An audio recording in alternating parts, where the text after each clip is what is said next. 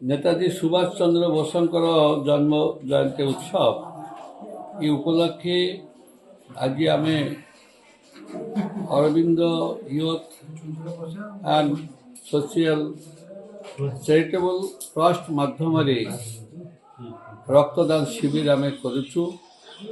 यार उद्देश्य है जिते दान अच्छी ताठू पूर्ण दान रक्तदान। रक्त मनुष्य बचापी एकांत अपरिहार्य। कोटी कोटी टंका थिले भी जन को बंचे हेब ना जदि रक्तर आवश्यकता पड़े से रक्त न मिले। से आम निष्पत्ति नहींचु जे कम से कम प्रत्येक पंचायत आम रक्त संग्रह करूँ एवं आम आम सरकार को आम देवु रक्त देले रोगी माने रक्त पाइबे।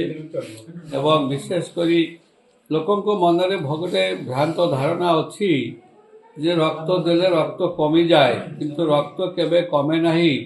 रक्त देले आउरी नुआ रक्त सृष्टि हुए एवं जने सुस्थ सबल हो बंचीबा पाई साहाय्य हुए।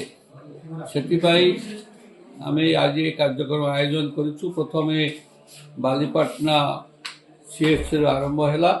या आरंभ हम विभिन्न सब सेंटर रे विभिन्न पंचायत रे एपरी भाव वर्ष तमाम 3-4टी कार्यक्रम हाथ को नियाई। गोटे है रक्तदान शिविर करवा, संपूर्ण जयदेव को निशामुक्त करवा, निशामुक्त जयदेव। आमर पूर्वतन विधायक बर्तमान विधायक प्रार्थी अरविंद ढाली जी आमको काली फोन करते जो नेताजी सुभाष जयंती रक्तदान शिविर उत्सव होती आसी रक्त देवे। आम ये प्रयास को बहुत स्वागतम कलु। आम आसी ब्लड देलु और आंकर प्रयास को आम पंचायत गाँ गहली सब जारी रखा चेष्टा करुँ। समस्त किए रक्त बीन चिकित्सा मृत्यु न हो आम से प्रयास जारी रखी।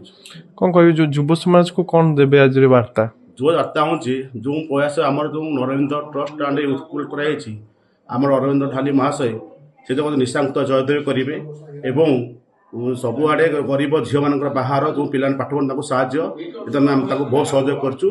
आम जीवन सारा थे।